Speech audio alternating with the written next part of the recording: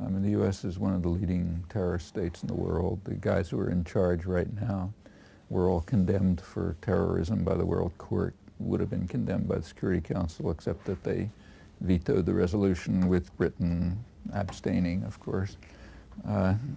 So, you know, these guys can't be conducting a war on terror. That's just out of the question. And we know what they did during the first phase. They did declare a war on terror 20 years ago.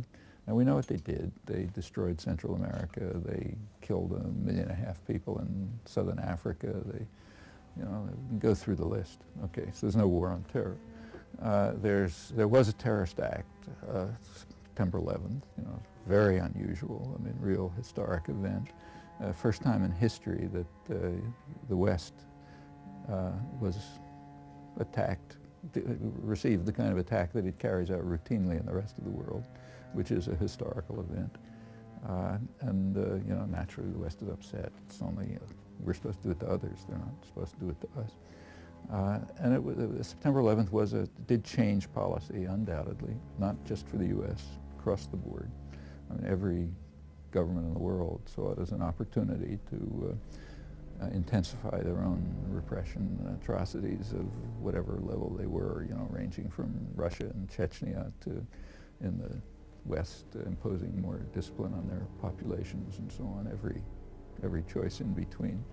And it had big effects. So, for example, take, say, Iraq, going to that. Prior to September 11th, there's a long-standing concern of the U.S., and I'll skip Britain, it's kind of ancillary, of the U.S. on Iraq, and that is it's got the second largest oil reserves in the world. So one way or another, they're going to do something to get it back. That's clear.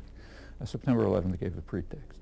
So there's a change in the rhetoric concerning Iraq after September 11th. We now have an excuse to go ahead and do what. For every bomb dropped, for every bullet fired, for every person we've killed, for every person we've injured, for every house we destroyed, and for every crop we burned, the repercussions will be enacted in time. They will come using deception, using technology against us, using our own innate fears and our broken spirit, using our hate to fuel their motivations. We are making terrorism happen by administering it under the guise of democracy. We have ignored the pleas of the victims of our nations through the machines of death, continued to embattle ourselves with the trivialities of ideological nonsense.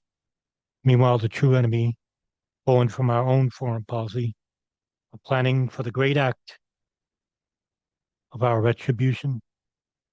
The benefactors of this will assault our liberties, and we will dance for them, for we are the children of ignorance, while debasing ourselves in the process.